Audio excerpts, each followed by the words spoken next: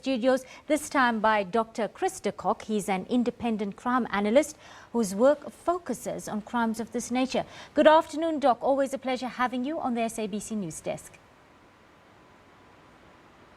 Good afternoon and good afternoon to the listeners.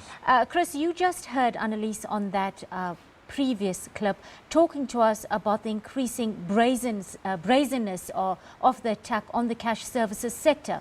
Why is this such a persistent problem in the country right now? Well, actually, cash in transit robberies went down like many other crimes, actually most other crimes, up to about 2012.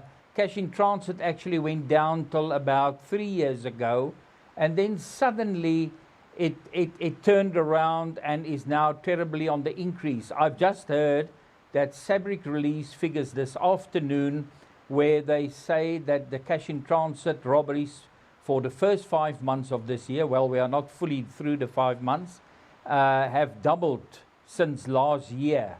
Which show that there is definitely something. Why are we seeing such a dramatic spike in so short a time?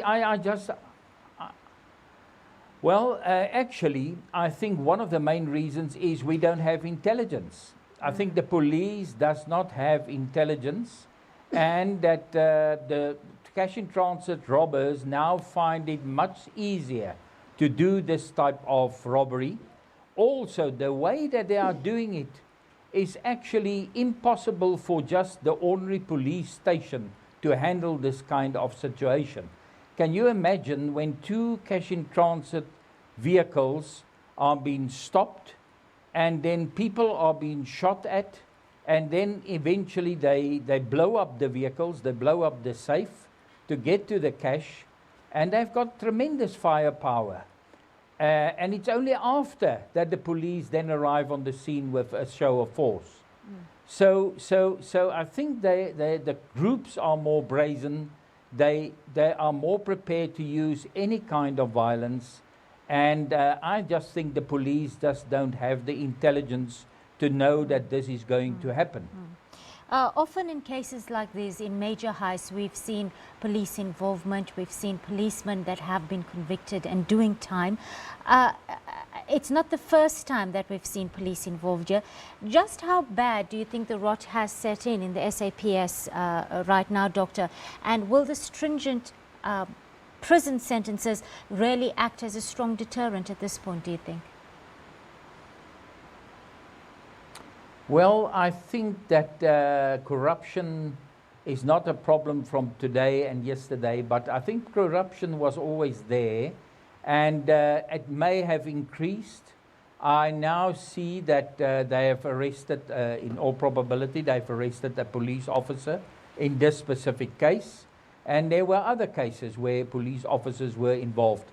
You must just remember that cash in transit robberies, I always say this is the Rolls Royce of crime. This is the ultimate form of organized crime. A case like this, what happened yesterday, will be planned over a period of maybe even 6 months. And they will try to get police involvement because police can give them a lot of information. Police will give them information of what will the reaction of the police be, and so they will try their level best to involve police officers. All right. These cash in transit robberies are planned by a ringleader or by ringleaders, which then get in people who do different tasks. So it's highly the tasks are highly diverse, and they organize and they plan this type of incident about 6 months. They start 6 months ahead. All right, a definite need to improve our intelligence. What specific steps would you recommend to be undertaken to improve the performance of the SAPS Crime Intelligence Division in relation to tackling cash in transit heists in the country right now, Doctor? I think, crime intelligence, like some other intelligence agencies, need basically a total overhaul. It seems that they have lost the ability to first study these incidents, to get behind the trends, to look at the pattern, and then to find a way of infiltrating these cash in transit heists, or to at least get sources within these syndicates.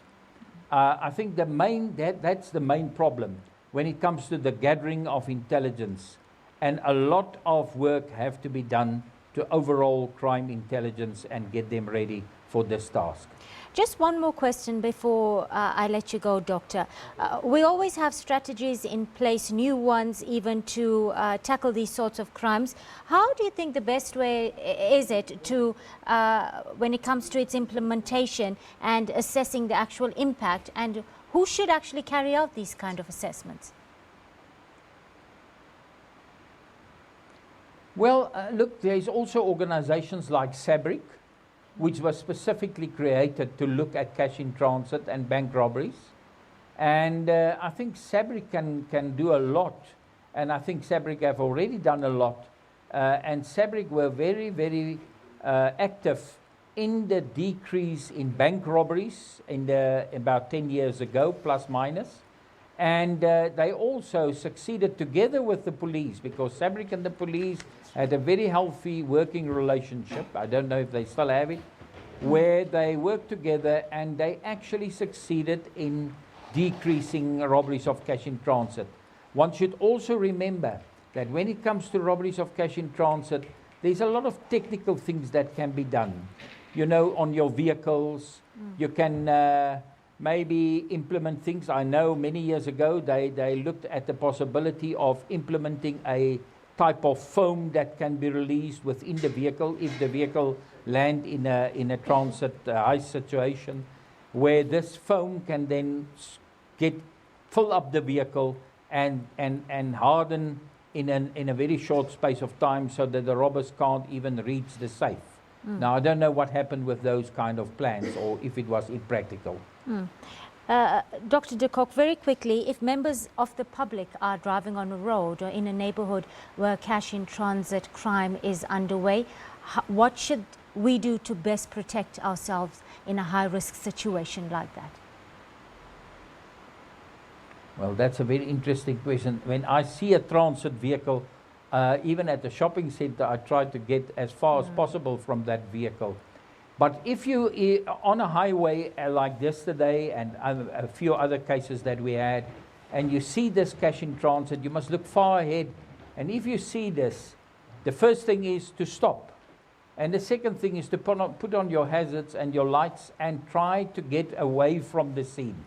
If you can't go over to the other lane, which is very dangerous, you even have to try to turn around on the wrong lane and drive away. But don't go past that vehicles, because you may get shot. It is clear these robbers now don't respect any life, and they shoot at any movement and any vehicle that passes. Dr. Chris de Kock, our independent crime analyst, joining us from our Pretoria studios. Thank you so much for sharing so generously your insights with us on the SABC News Desk. He's telling us about how a closer partnership between industry bodies like SABC, the police, and cash services companies can really go a long way to tackling cash in transit heists in the